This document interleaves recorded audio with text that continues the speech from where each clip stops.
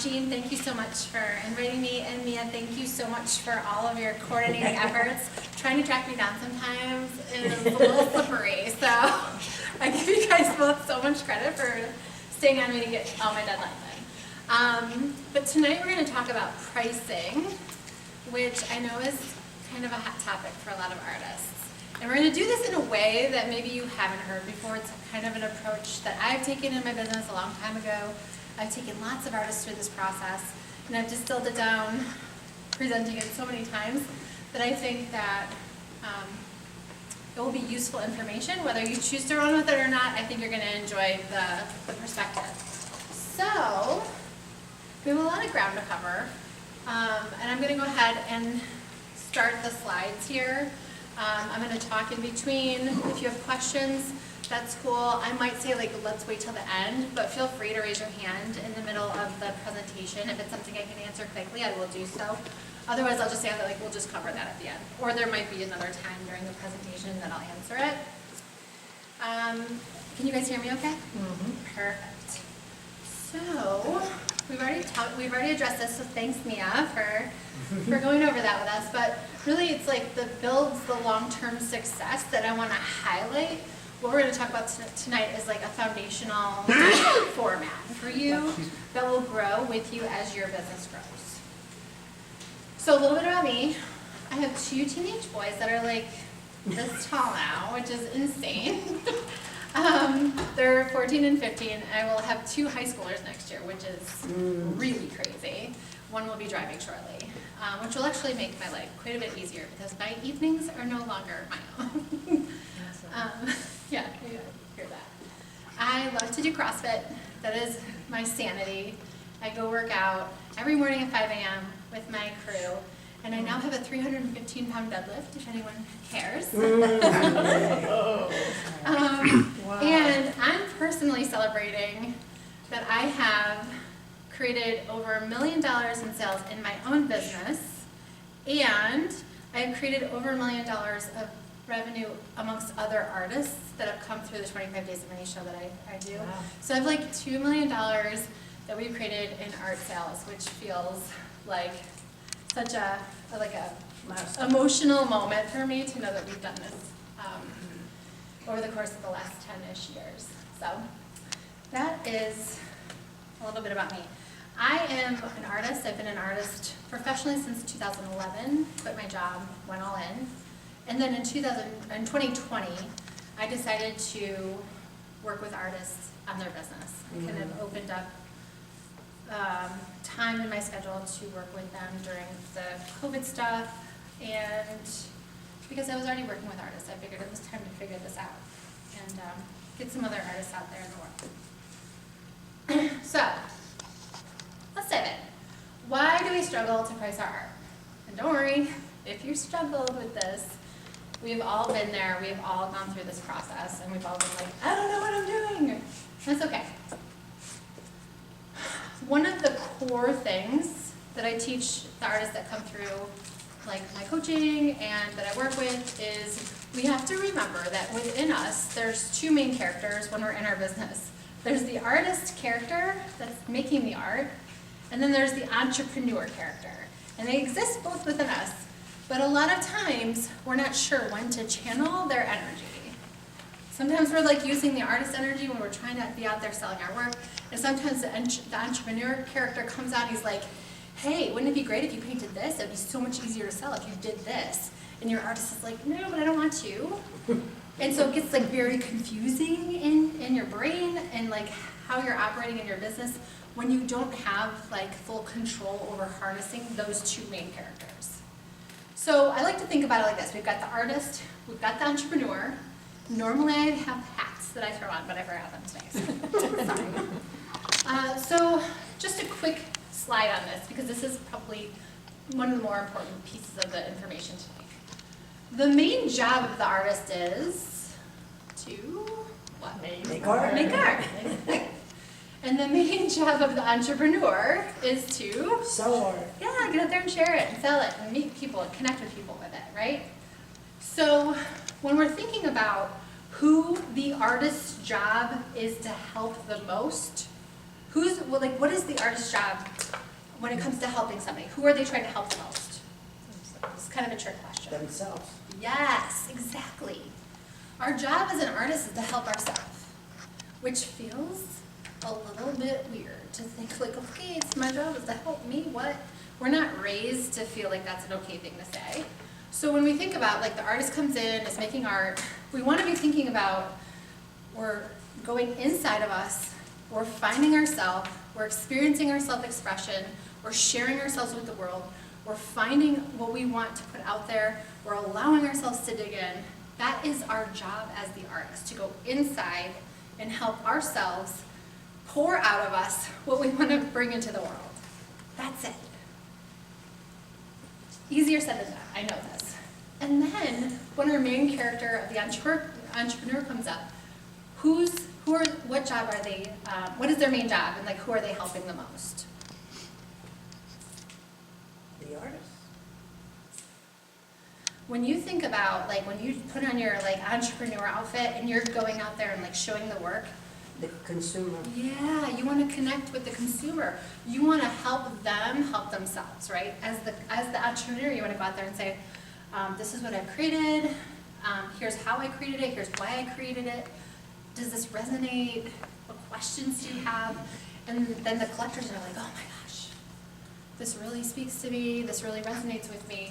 And your job as an entrepreneur is just to be like, how can I help you go through this process? How can I help you to either say yes or no? So our job as an entrepreneur is to go out there and help people. So the artists help ourselves, the entrepreneur is to help people. Now when it comes to pricing our work, things get really messy when the artist tries to take over that job. And boy, oh boy, does the artist try and take over that job. So before we dive into like how to price your art, we're gonna go through all of the ways that you may have already tried. Because I think I've found through presenting this, if I don't name these, they're sneaky. You guys are like, she didn't say what I do, so therefore I'm probably okay. So we're gonna go through some of the main traps that we fall in. So we just covered this. Pricing is the entrepreneur's job, right? Okay, trap number one. I'm gonna just price my work by the hour. I'm gonna figure out how long it takes me to do these things, and I'm gonna price my work by how long it takes me. And this might not be by the hour, but it might sound like how much time this takes. Anytime time comes into play, this is a trap. And it's a trap because the collectors don't value the time that it takes you to make something. Even though they're gonna say to you over and over again, how long did this take you? They trying to price it by how long it took you. Yeah, it seems like No, a they're valuable not gonna thing. price it that way. No, absolutely not. And the reason isn't because there's a problem, like inherently that's not a problem. It's just that type of pricing is based on like a labor force. Like it's based on labor. And we are not labor-based, we're value-based. What we do in the world is we create value by helping people. So that's how we have to price our work, by the value that we're creating, not by how much labor we're investing. It punishes mastery, so as you get better and better, the less time it might take. So then you're essentially saying like, even though you're even better at this, you're not gonna be paid for it. So that doesn't make sense. It undermines creative problem solving. We're like, oof, I can't figure this part out, but nobody's gonna notice. We're just gonna like skirt along, so I don't have to charge more for this. And it's just messy. This just doesn't work out when it comes to what we do. It also doesn't take into account it covers the artist side of the equation when you think about the time invested. So it covers that side, but it doesn't cover any of the entrepreneur side of the equation. So you still have to go out there, meet people, set up shows, market, follow-up, emails, all of those things that you're not taking into account when you're pricing it this way. So we're just not gonna do this. So if you've ever found yourself going down that trap, you'll just remember, okay, this isn't our best idea. Other times, we'll price emotionally. This one feels more special to me, so it's worth more. I'm gonna mark this one up because I actually don't want people to buy it. We've all been there, right? This is one of my favorites. This is one of my, like, I struggled so much. I can't put another brick in here. I have put so much energy into this. I've had to go over this one section a million times. So I need to price it in a different way. So it's a trap because pricing then becomes inconsistent and confusing to buyers and to you. And so when someone's like, hey, how much does this cost? You're like, oh, this is this much. But even though this one over here is the same exact size, and it actually might be more detailed, it's actually less. So I don't know, it's just weird. Don't ask questions. And they don't like it as much. Yeah, exactly, they're like, this should happen. Please buy it. What is happening? Okay, so let's not do this either. Let's just check ourselves. When this happens, we're like, oh, I need to change my price. All right, discounting. We have all done it. We've all been there. In fact, I have done this within the last year. I reserve the right to do it now and then. But as a whole, as an artist, if you go out with the approach of, I'm gonna hang my work, and I'm gonna put these prices up there, and I'm going to then tell collectors, like, hey, you know, I know this is what the price is over here, but catch me in an hour, like at the end of the show, and then ask me, we can talk. Like, if this is your strategy, it can just give you a little It can problems. backfire. For Because they'll all sure. show up at 4. Yeah, and then you train your collectors to wait for discounts. So if you set the expectation up at the show, like, oh, wait till Sunday and come see me if it's still available, then we can work a deal. Then all of a sudden you devalue that, and the collectors are like, oh, if I just wait, or if I just ask, they've already done it, so there's opportunity for me to get a lesser price. We have all done this, like, oh, well, I'm not gonna assume everyone, but I'm guessing most of you in this room have at some point discounted your work. And I think it can be used as a tool in the right way here and there. Like, I have some collectors that have bought many pieces from me, and I always offer a discount because they have spent lots of money. Yes. So I am deeply honored to be able to provide that to them, and also I don't feel like I have to do it. Like, they would never ask me to do it. I have not created that as part of our relationship. So I just want to throw this in here. If you're using this as a strategy, I know some other artists that are like, they'll wait and then they'll be struggling to pay their bills, and they're like, fire sale, everything's on sale, buy it now until this day, and you can get this stuff, and everything's half off. And it just sets a precedent for you that is very hard to back out of if this is the strategy you choose. So I just like want to put a big asterisk around this to say you do not have to do this, nor is it a wise strategy to do often in your business. And it reeks of desperation to make a sale. Yes. So if someone's, you can see they're on the edge of buying it, Yeah. don't make a deal. I mean, there's like probably other reasons why they're on the edge of buying it, Okay. other than price. Okay. So you can have the conversation like, I see that you're right on the edge. What What's is happening it? right now? What's keeping you from being able to move forward? Okay. How can I help you? Yeah. Just getting super curious about that. Great question. Okay. Ooh, this is a good one, right? How many of you have been in a show and another artist comes up to you like, you need to raise those prices? That's too low. You're like, everybody's wondering why you're so low and we look so high next to you guys. You gotta like you gotta bring your prices up. It's too low. Or Uncle Mark is like, I ever tell you, like nobody's gonna buy this art for this much money. It's so much. We all have the most lovely humans trying to help us have our businesses do better. It usually comes from a place of love and care. And also, they do not know your business, they do not know your market, and they are usually not your collectors. They're just trying to help, and we put so much weight in what they're saying because they're like people that we love and adore and trust, and also you're the expert, not them. So it's a trap because they do not understand the art market. And even if they are killer in their own business, it is different than what we do in the art. We are selling something very different as artists than somebody would be selling, like, I used to be in the contact lens business. Selling contact lenses is very different than selling artwork. So even if you have a very high-end professional who knows sales and marketing, they still don't know you and your business the way you do. So we're gonna like put on our expert hats when it comes to pricing And we're gonna channel that expert energy within us, and you are going to be your own expert, your own advisor as we go through this. Okay. Here we go. What's next? Okay. Random inconsistent pricing. This one shows up like, I don't know, I didn't even print labels, I'm just gonna go with my gut today. Like, how does the weather seem? It's good weather today, so I think we can raise the price a little bit. Or like, let me see what they're doing over there, and let me price over there.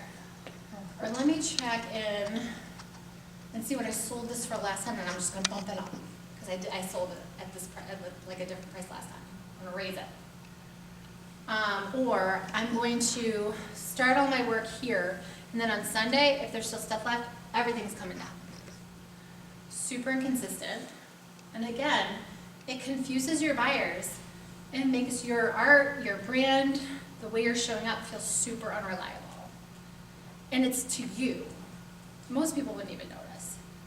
But for you, it's unreliable. For you, you don't have a place to land. You do not have like a document where like, this is where I go to, this is my pricing. It just switches all the time. So there's no solid foundation for you. And every moment you're like, oh, please don't ask me what my prices are and why I price them this way. Like you're always on this like eggshells, hoping people don't ask you. Okay, so we don't want to price on emotion. We don't want to price on the weather. We don't want to price on what the neighbor's doing. This one. We don't want to price on what we think other people can afford. And I have seen this happen so many times. I've told this story a lot. But when I first started art shows, an artist down the road from me pulled me aside and he put his arm around me. He's like, all right, Teresa. I think I was like 30, 31. He's like, Teresa, here's what's going to happen. You're going to look at their shoes. And if they have nice shoes, then they're going to buy the art. And I was like, what? And this is so silly. It is not true. And how judgmental can you be? Like, oh, you have nice shoes on, so I'm going to pay attention to you and believe that you could potentially afford my art, whereas you with the sneakers on can't. When the reality is, like, people all walks of life have bought art from me. Like, people who I'm like, there's no way if I was just sitting in my booth and watching them walk in, would I think that they were going to just do what they just did? And it has happened so many times. So the reason why we don't want to do this, for other obvious reasons, is that what it does, it actually projects your own beliefs about other people out onto buyers.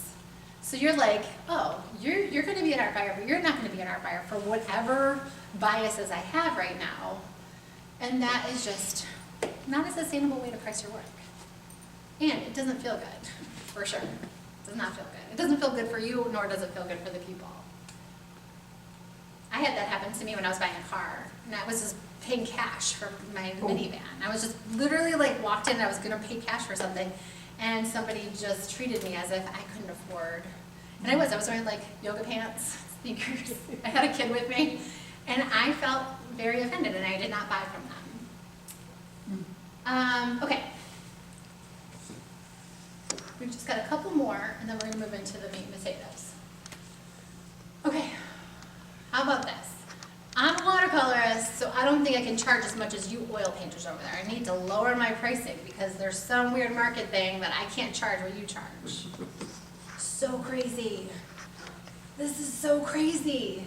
You definitely can charge as much as an oil painter. Like, why do oil painters get to charge more than other people? Like, that's crazy. So if you're going through this process, if there's something about your medium that you feel unworthy to charge what, like, quote unquote an oil painter or whatever other thing you have in your head can charge, you have to check that out.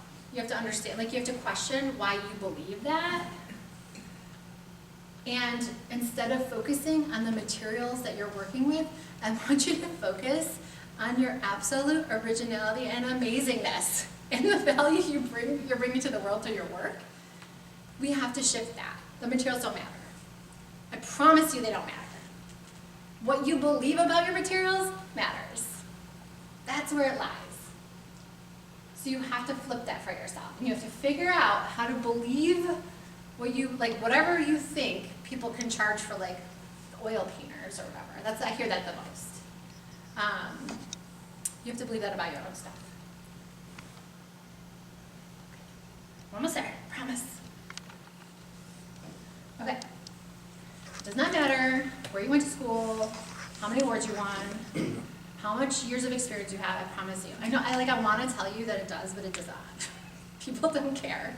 Maybe occasionally someone will look at a CV and be like, ooh, you've done all these things, and oh, I went to school there, that's cool, I love your work. Like, it's a connection point, but how many awards you've won, all your education stuff is like minuscule.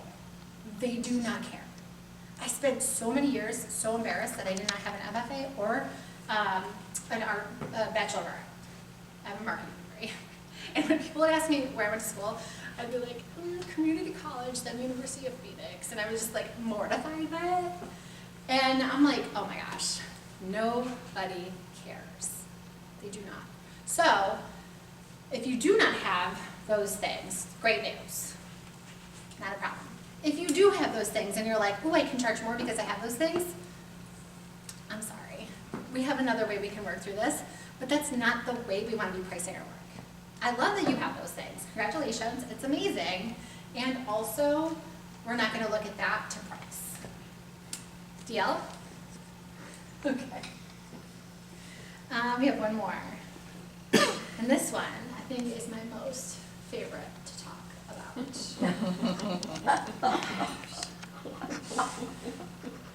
This one right here, I need to charge what I'm worth, is like, oh, I hear it so much, and it like breaks my heart, because it derails everything. Somebody will say it, like I'll see an artist will be on their path and got everything in order, and then someone will say, but you need to charge what you're worth. That's not what you're worth. You can charge more than that. That's not what you're worth. And then it's like an identity crisis. It's like, oh, wait, if I don't raise my prices, if I don't change this, then I am not okay. Then I am not enough.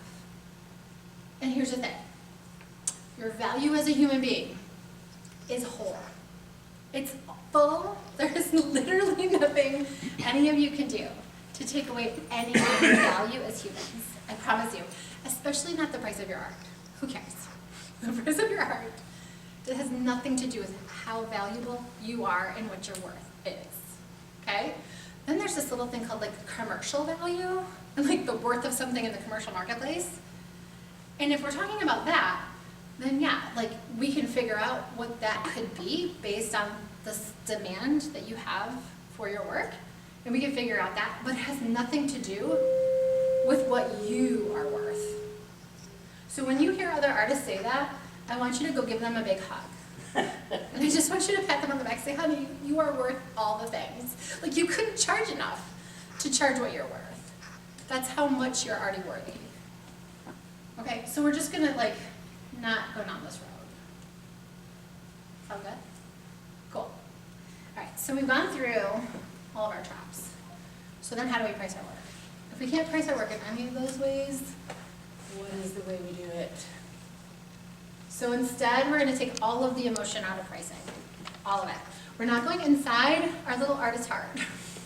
The one that needs validation, the one that just wants people to like them and like the work and connect to it, the one that's like, please hear my message and please understand what I'm trying to say in the world. Like we're taking all of that out of it, and the artist is gonna step aside, and your entrepreneur main character is gonna come out and say like, I've got this. I have got it. We have a system, and it's gonna be awesome. So I'm gonna show you the pricing system that I've onboarded with many, many artists tonight. And then I'm going to teach you how to stick with it, because I promise you the very first time you get out there and show your work, you're going to be like, oh, nope, this feels terrible. I need to change it. So we're going to talk about that, because the key here is not just creating it, but it's implementing it and sticking with it, right? Because otherwise, it's not going to be worth this time. So I call this method the t-shirt pricing method. It's pretty basic. So I want everyone right now to think or write down, if you have the ability to, what the most popular size piece is in your portfolio. Like what are you creating the most of, or what are you selling the most of? You can answer this question however you want. So I just want you to write like what the size of that is down and what the price of that is. Does anybody want to be a volunteer? Come on. Yeah. All right, why don't you tell me what is your like favorite size? It's 16 by 20 Okay. or 20 by 24, real close. Okay, 16 by 20 or, okay, which one do you want to go with? Let me just get my marker. 16 by 20 is Okay. fine.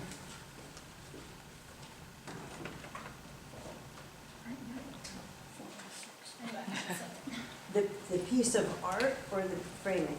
It doesn't matter, however you price right now. So 16 by 20 Okay, is where I start. and what's the price of that? Usually 350. Okay. Why you say usually? Like, do you have a sliding scale there? Which It trap are you calling in?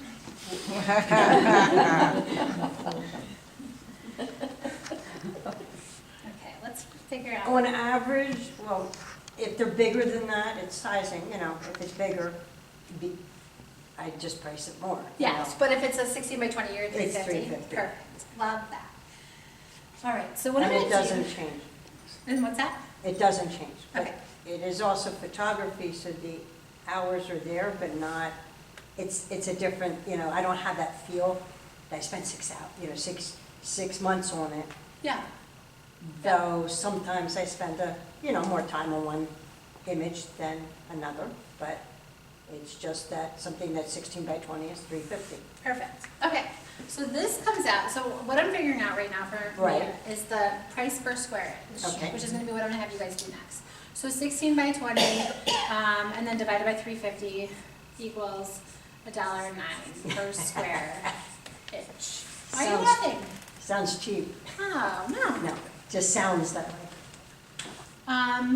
Okay, so I want everyone to figure this out for themselves. Can you guys do that? Anyone need help? Anyone need a calculator? You guys good? So we're gonna start with a baseline, and I like to go to what is your favorite? It's the easiest way to enter into this. So you all will have like a size that you sell more, that you make more of. Okay.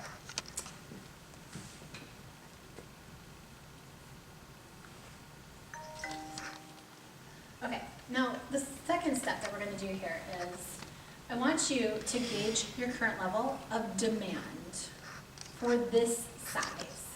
And what do I mean by that? Do you have people waiting to buy this from you? Does it sell quickly off the easel or the studio? I always go to painting, I'm so sorry. For everyone who's not a painter, my brain defaults to Artwork. painting. Artwork. I know. I am so sorry. I like reread this and I didn't even catch it. And does it sit for a while before it sells? So some questions you can be asking yourself. And I want to say this so everyone hears me. There's literally no judgment here. There's you might not have the demand that you hope you have, and that's okay. It's not a problem with your art. The only thing that you might want to tweak is your sales and marketing. Like, low demand is a sales and marketing problem, not a, oh man, people don't want my art. So I just want to say that out loud, because sometimes this question is hard to answer. If you're feeling like any weirdness around the demand. Okay. So, Mia, where would you place your demand for that size? Well, I don't sell, period. Mm-hmm. Rarely, once or twice, but I'm just starting to. Yeah. So I don't sell, so it might be display issues, Yeah. which I'm learning. Yeah. Yeah. So we'll say low demand right now. Right. You don't have people Correct. lining up to buy from you yet. No. Cool. All right, so Mia then can decide. Oh, let me go to my next slide. Getting ahead of myself here. Okay, so if you answered in your head, I have people lining up, I can't keep this on the shelf, then it's time to consider a price increase.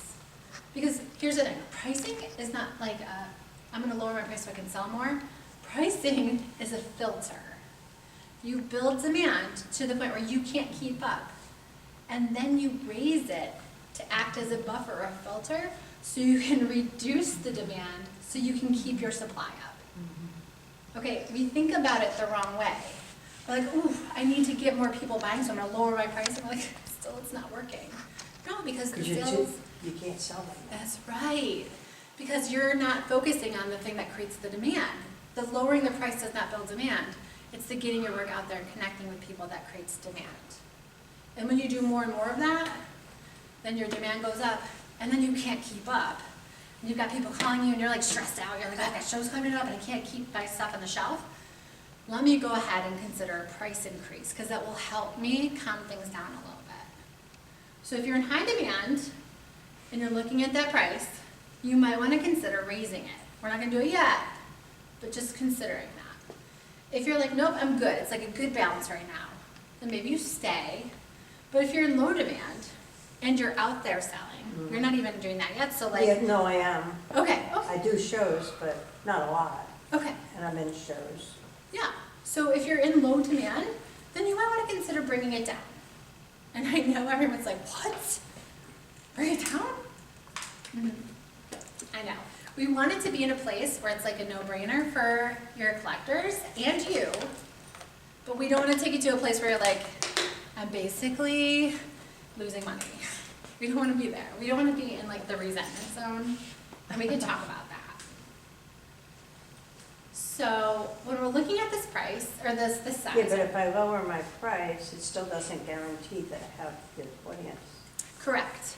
It's more about getting your brain over the hump of like, this is a no-brainer price.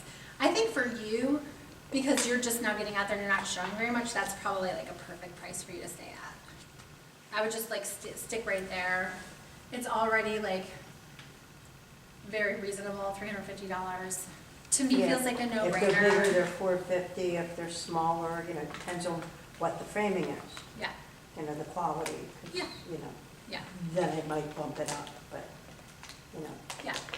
So I would just like, this is like gonna be a gut check for all of you. There's no perfect answer here. It's, does this feel like something that will be easy for me to go out into the world and hang up and talk about and sell? When they're like, what's the price? You're like, oh my gosh, this is such a great deal. Check this out. This is what my price is. Like, you have no hurdles whatsoever in like explaining your pricing, talking about your pricing, sharing your pricing, putting your pricing on your work, where you are feeling so sold. You're thinking like, it is crazy to me that somebody wouldn't want to buy my work for this price. This is where we want to be. This is the energy from where we want to be pricing our work, because we want to completely remove this as a barrier. So we need to find that sweet spot for ourselves.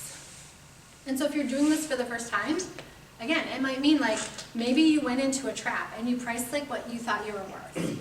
And it was like a little high. I have an artist who graduated from school. They had a big show. She sold an $8,000 piece at the show. Wow. And then she priced all of her work at $8,000. Oh, wow. And she was like, I sold at $8,000 already, I can't sell for less. I was like, okay, but also, how long are you willing to sit at $8,000 to create what you need to create in order to sell at this price? You probably will if you stick with it, but it's gonna be a long time to create that level of demand to support that price point. So you just have to ask yourself, like, how did I price before? Does it feel right? Do I wanna keep this pricing? And if you don't, it's okay. It's okay to come down and price it more based on how much you're selling. Okay? Who's got questions on this? No? Did I lose you guys yet? Is that all right? Okay. I'm gonna say more about this in a minute. Oh, yes. So, I have a collector comes in and my 16 by 20 was $350 and now it's $275. Yes. Thank you. Okay. So this is a common objection when I get to this part. They're like, oh, I sold at this price last year, and what if they see it's less this year? Right, that's the objection. First of all, if they do notice, I would be shocked. I've literally never once had anybody notice. But, and any artist would change their pricing. But if they did, here's what you want to be thinking. Actually, I have a slide on this. I'll just tell you.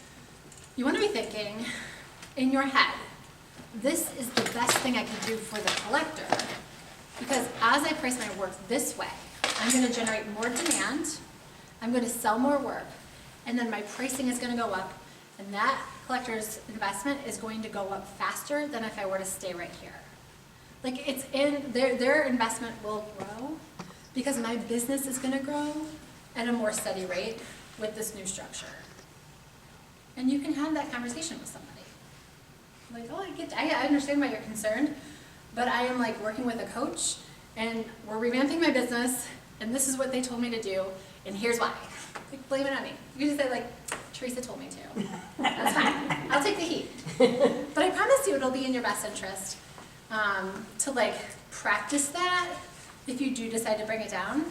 And if somebody does reach out and ask you about that, you have to let me know.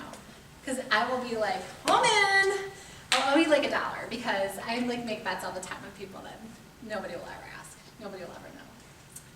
But thanks, Jean. That was great. Great question. All right, any other questions on this? Okay. So this is a long-term strategy. The goal is not to stay low forever. So if you do decide to come down on whatever price, like the size you put up there, it's not to stay there. Or if you decide to stay where you are right now, it's not to stay there. It's to decide to stay there and get your demand up where you are. So you remove all the barriers and then get out there, sell more so that you can raise your pricing. That's what the goal is. So it's like steps. So you're on this step right now, and you're like, okay, here, what do I need to do? How do I need to learn to talk about my work? What are the best shows that I can be doing? How's the best way I can display my work?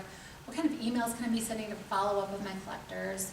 What kind of posts do I want to be putting out there? Doing all these things. People are contacting me. Things are feeling like they're moving and shaking. It's time, I think, to raise my prices, and you take the next step up and you got to do it all again. Figure out how to like be at this level, talk about this work, get your mind wrapped around this price point, figure out how to like be totally on board with it, get more demand at that price point, and then you get to do it again. Go ahead. So that's a framed piece. Mm-hmm. What's the value then, if I say to them, well, you can buy it unframed? Yeah, so the Is it framing worth- conversation is like, Because this is, sometimes, oh, I don't want to spend that much. you're gonna have to like figure for your own business what's best for you. But I will Right. tell you as a whole, when I work with artists, this is what I tell them. This is what I do in my business. I price my work that the frame is included as an upsell, like as a over deliver. Whether it's framed or not framed, I frame everything because I like the way it looks. Mhm. But let's just say for some reason it's not framed, I charge them the same price as the framed. Okay. And the way I think about it is, I'm including the frame because I think the piece looks best framed. And I think this is how you should hang it. Okay. And that's how I think about it in my head. Now, the photography business is a whole different ballgame. Well, that's why I'm asking. Yeah. And the thing is I could do the same picture, smaller, Yeah, and then have to price it. And the biggest feedback I get is, that's too big for my wall. yeah. Oh, I hate that. So where am I, it's like, I can't suddenly project, I can't Okay. suddenly create on the spot something smaller. This is what you might want to consider, Sure. is to take the reins on the business and say like, what are the sizes I am going to come out of the gate with? And say like, these are the sizes that make most sense. And I'm going to find the people who want those sizes. Okay, and just not care, yeah. Correct. Okay. Instead of being like, oh, I'm going to get them whatever they need and let me No, backtrack. I mean, I'm in the, very standard sizes. Yeah. And, Yeah. and it's just easier Totally. for me to frame and not have to worry about multiple. But then I have some little cute frames, small frames. Yeah. And they're special, so they're probably more higher priced than because they're small. They're probably Yeah. actually higher because there's more thought, more, I mean, I'm getting into that thing of creativity, but there's more thought process behind what I've given them. Which is a trap, right? Because we're not pricing based on thought process. Right. Right. But it's an emotion that I hope with the framing Uh-huh. is changing their outlook. Totally, but So that's that not why way- they're buying. Like, you remember, like, we're not going to the Yeah. artist. The creativity part of us needs to like take a back seat. And your entrepreneur's like, okay, here's the size. We're gonna be able to help these people out in the world connect with this work. We're gonna tell the stories, we're gonna share that. But it's based on like, we're gonna pick a price and we're gonna go out there and do it at this price. But the frames are so different Yeah, that it's really hard to say. but they don't have to be different. But they are, because that's what I've done with the smaller market, is find something really unique to then make the image more, the next step. Yeah. So if you, that's like the way that you want to approach it, I would just simplify as much as possible. Then And anything then just around say, the size. this is what I'm doing. Okay. Here's what I have.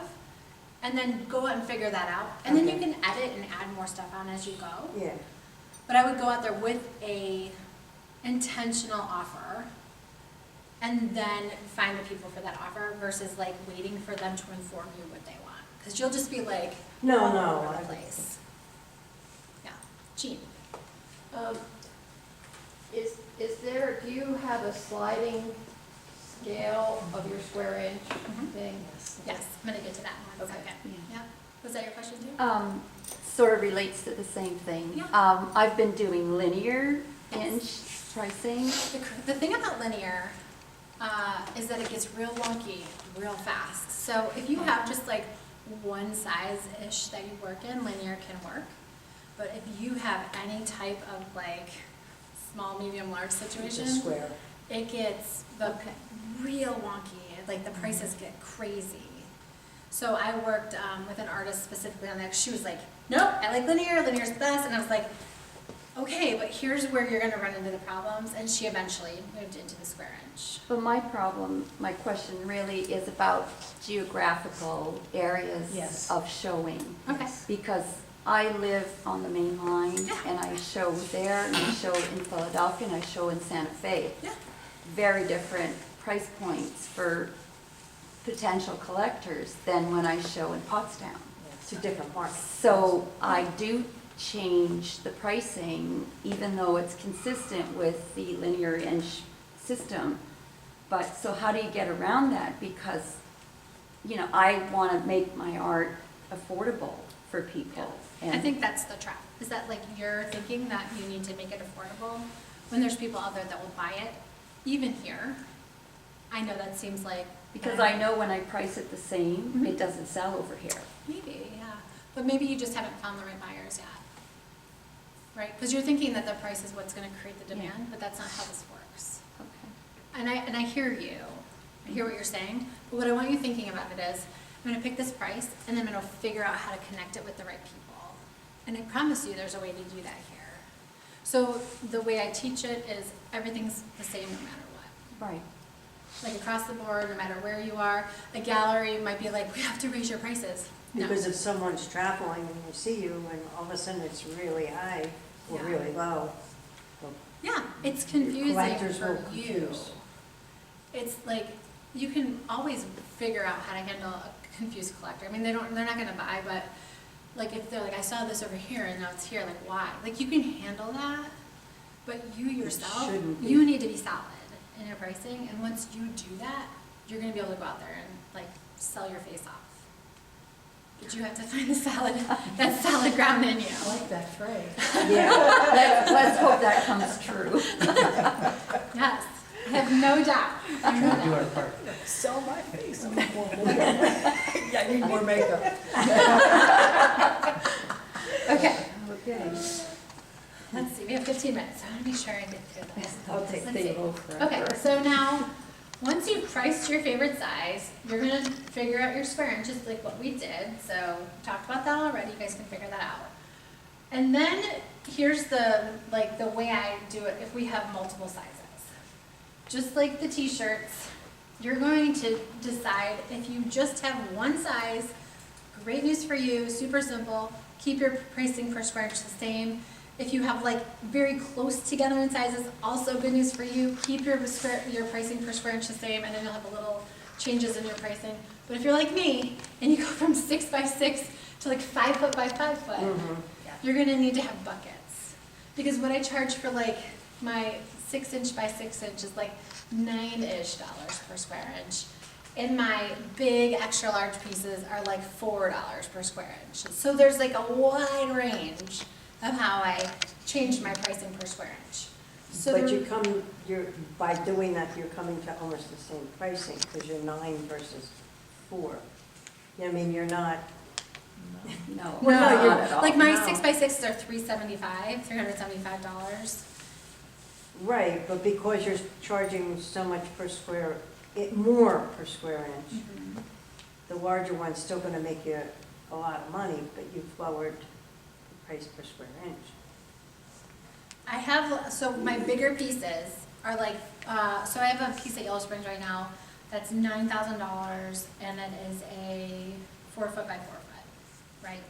So that is, I'm not gonna figure out the square inch right in this moment, but I have like this big piece at $9,000 and then I have my, and it's like $4 per square inch-ish. And then my little tiny 6x6s are like $9 per square inch. So the smaller your pieces are, the higher you want to price your That's per what I square mean, inch. yeah. Yeah, that's what you're saying? Yeah. Perfect, yes, sorry. I'm like Well, that's sweating, I'm why- like, I don't know how to answer But this that's why I question. said my smaller ones I value, I want to bring them up Yes. and not, oh, they're small, so they're 25. No, Yes. they're small and they're 125. Correct. So I'm not killing that price also.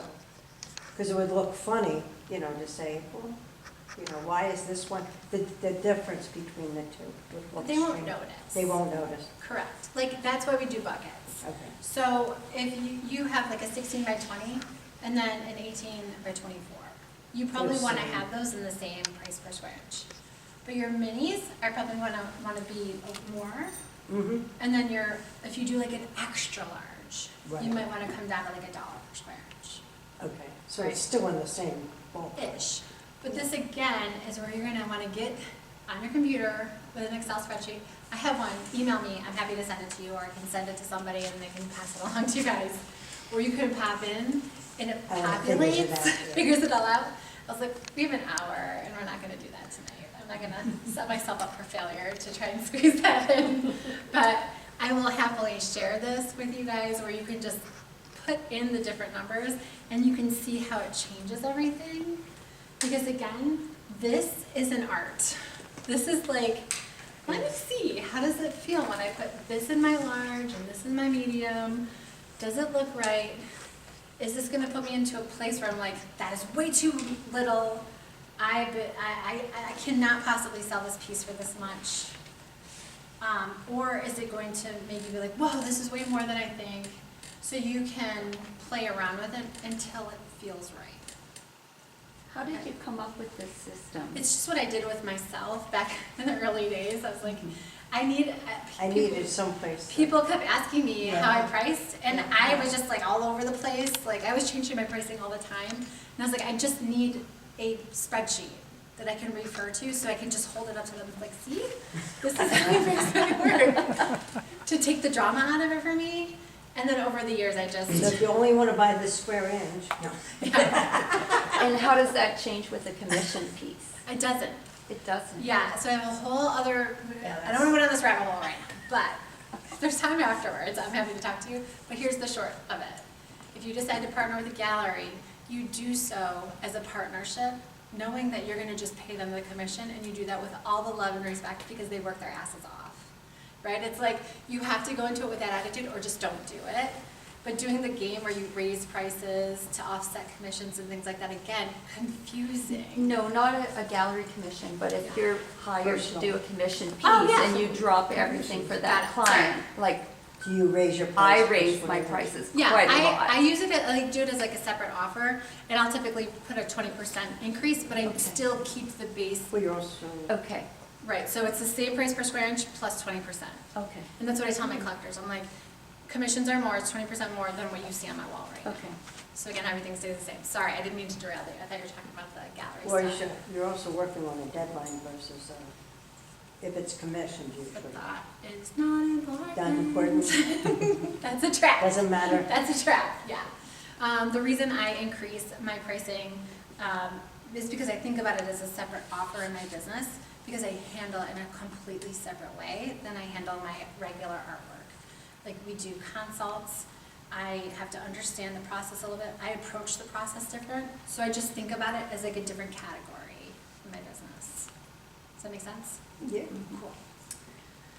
Okay, Teresa, yes. what about prints? Is there any rule of thumb that you need to be aware of for prints, Digital prints or like actual, like actual prints? prints?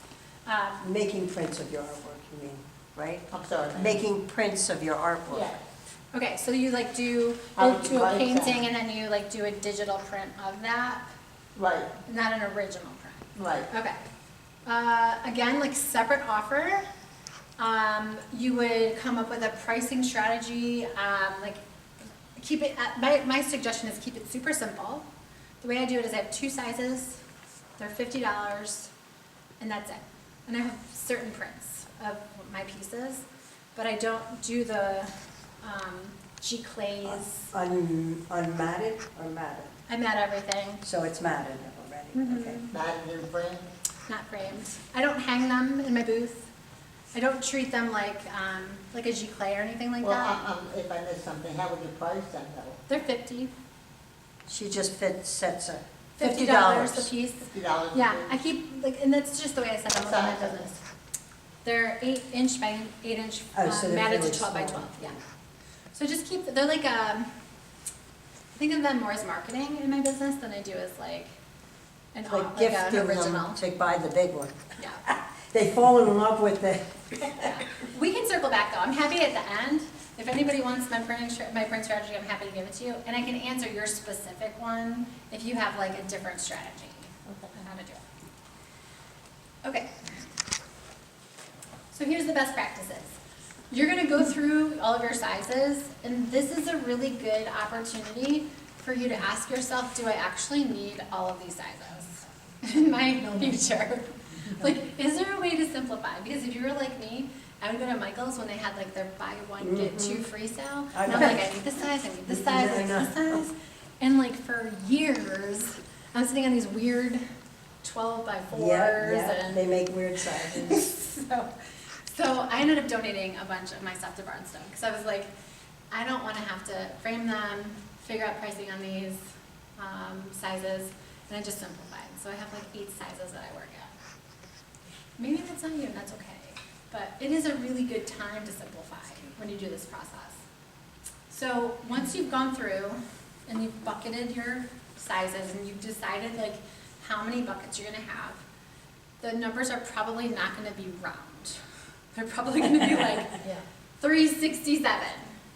And as a former gallery owner, when artists would come in and give me weird numbered pieces, like weird price pieces, I'm like, oh no, because I knew I was gonna have to answer, why are they priced this way 1,000,000 times? And they would never buy. They'd be so focused on like why somebody would price the same size pieces, like $327.59. Oh, God. And then next to it, like something else, it's the same size, but something different. Don't do that. Just take all of that off of the collector's shoulders to have to figure out, which is what you're doing when you price things weird, and just use a nice, round, easy number that nobody's gonna question.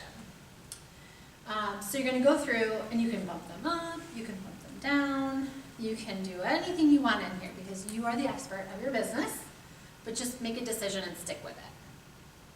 So put it on a spreadsheet, lock it in, and then, man, I've got 5 minutes.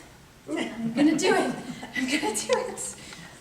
Okay. Relax. It's Oh, okay. see, we already covered I'm that. not gonna throw you They're not out. gonna throw us out. Should be talking about that. Electrocute you, but not, little bolt, but. We talked about this already, so we don't even have to go through it again, but if you're feeling the drama about lowering your prices, it's okay, but I promise you, you're just building a stronger foundation. Long-term success is what the collectors want. Don't hide your prices. So many times artists like, should I put my prices up? Should I not? Should I put them on my website? Yes, put them everywhere. Take away, again, that like question mark from collectors. When they can't see their prices, they will oftentimes just not ask because it's an uncomfortable conversation for them to want to ask. Like, if I ask the artist how much it is, are they going to expect me to want to buy it? Then I don't want to get into a conversation with them. I don't know if I'm ready or not. Like, I just want to know, like, am I in the right ballpark? Should I not even be in here right now? So just make it super clean and easy for them. And be transparent with your system. So you are going to get asked 1,000,000 times, how do you price your work? When you have a system like this t-shirt pricing system, you can be like, oh yeah, I price my work based on its size and its price per square inch. It's the same across the board. I can show you right now what this price is. If you have any questions about a future piece, I can tell you exactly what that's gonna be. I always go up. I never go down. If you buy something from me today, in the future, it will be more than it is right now or the same. Right, so you can like have that conversation once you lock into the system. And this is the important part. It's gonna create confidence in you. And that's the key here. You're gonna be like, oh man, that felt so good. I know exactly what I'm doing. I've made this decision. And then finally, you wanna stick with it. So I've harped on this already, but pricing is not a decision you make over and over again. You make one decision and then you go to work building demand. And you do that, sales and marketing, getting your work out there, talking about it, connecting with people, and having conversations. So here's some thoughts to watch out for. I'm not gonna go through them all because I have like 10, but what's gonna happen, and I said this at the top of the meeting, is you're gonna do this work. You're gonna get your awesome t-shirt pricing in place. You're gonna have your price list in front of you. You're gonna be like, this is amazing. I can't wait to do my first show at this price point. And then you're gonna get there with your labels and you're gonna go put your labels on and you're like, oh, I should have did like a different label with like a little more, a little less. Like there'll be something that comes up for you that's gonna wanna mess with your strategy. And it might sound like this in your head. Nobody's buying, so my prices, they must be too high. I'm out here right now and I made these changes and no one's buying. Damn it, why did I do this? People like it, but no one's pulling the trigger. Maybe the pricing is the problem. I just need a few sales to prove that this thing can work. So I just need, like, maybe I just need to like discount or tweak this a little bit. I'd rather sell it for something than have it sit in here. Heard that, especially at the end of a long show. You're like, I don't want to drive this home. So ask me anything. I'll say yes. This is a good one. Like, I used to have this thought all the time. Like, I couldn't pay this that much for this, was my thought. Like, I don't know how anybody can afford this, but I certainly couldn't afford this. And that was like oozing uncertainty and like no confidence out to my buyers. And then it would make me want to discount it. I need the money right now. Wheel and deal, let's go. I need some money right now. I gotta pay the bills. A smaller sale is better than no sale. Always said, lots of people said that. I've said that. Yep. Everyone has seen that. They were like, whoa, okay. Please come back and say, we're negotiable. We can fix this. I feel like you've been inside our head. They asked if I do discounts, so now I feel obligated. Like, oh, if I don't discount, then they're not gonna, like, I have this, like, they're on the hook. Story. They asked. They asked. Which one with the P? Teresa, Yeah. I was online, I sell mostly online, that's my promotion. Yeah. But today, this afternoon, somebody offered to barter me for a painting, a 36 by 36 inch painting. Oh, man. For his restaurant. Yeah. He charges $300 per person To for this eat. restaurant. So, Teresa, what do I do? Yeah. You barter with him. Friday, Saturday, I'm Sunday. thinking 2 dinners and Here's the, $2,000. here's the, Dinner for 6. yeah. I don't have 5 friends. Go The- good. You, Do now. I'm one of them. Don't worry, you'll have a lot of friends. Seriously. The question did I you ever ask have myself- anything like that? Yeah, the my question friend I ask Ralph. myself, I do this with when people want donations too, Oh, yeah. is if I would gladly give them my money, like if I would gladly like write them a check for whatever it is, and they prefer to have like a piece of art, then I'm like, oh, this feels really good. Like this feels like a good fit for me. Okay. And then I entertain it. I don't, and it's not always a yes, but Yeah. that's the decision maker for me. Well, that's what I'm thinking, yeah. Yeah, something to think about.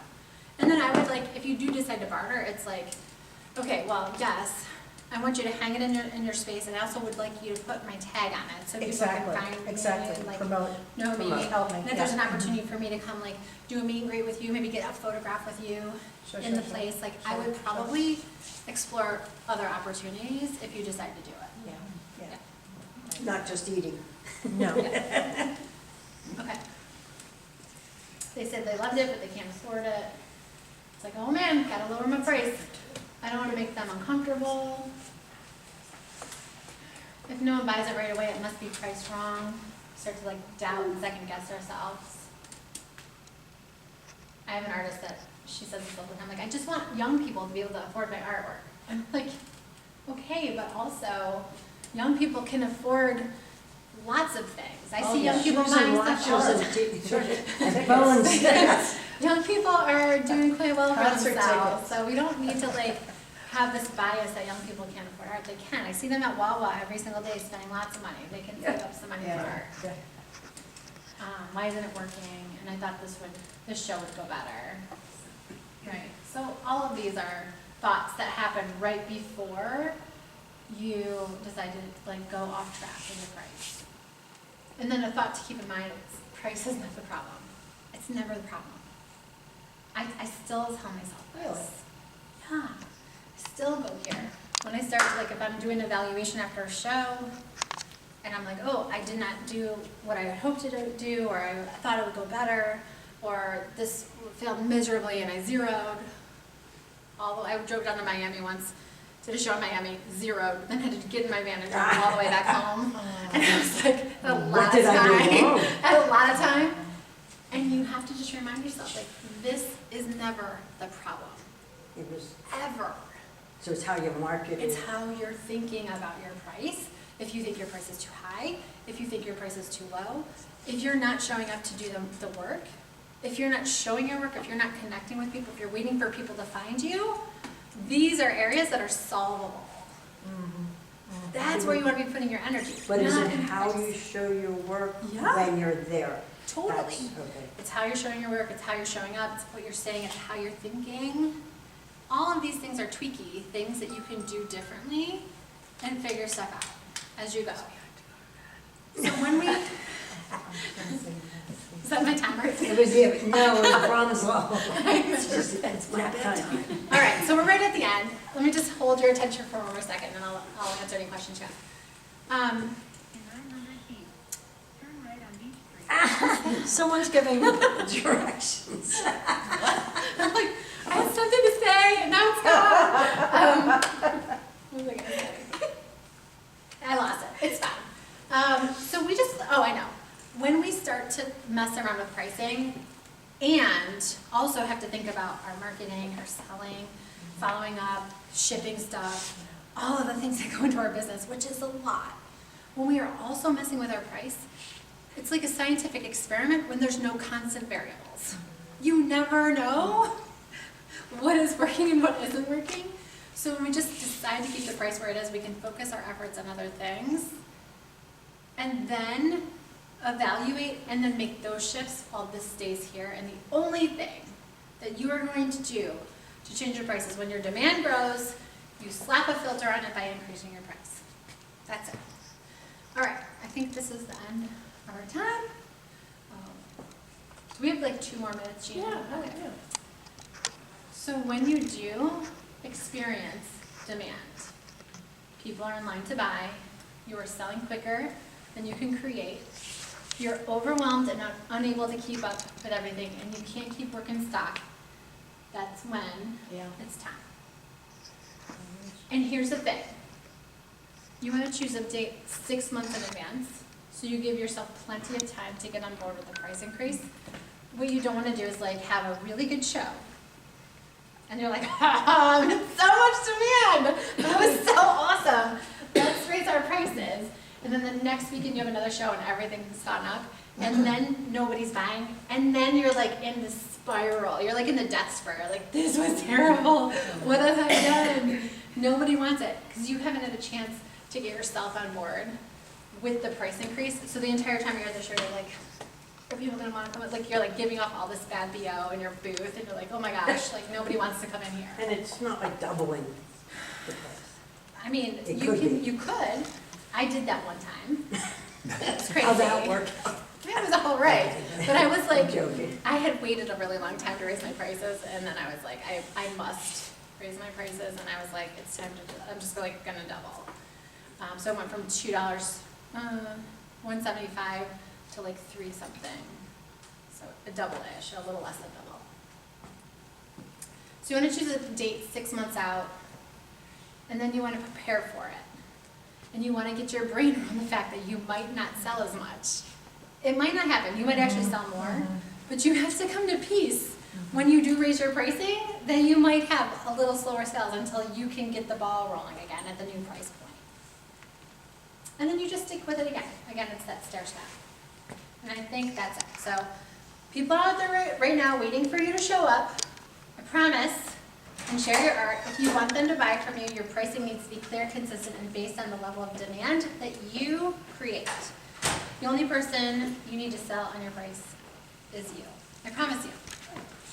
Awesome. So thank you for sticking with me. That is the end of my presentation today.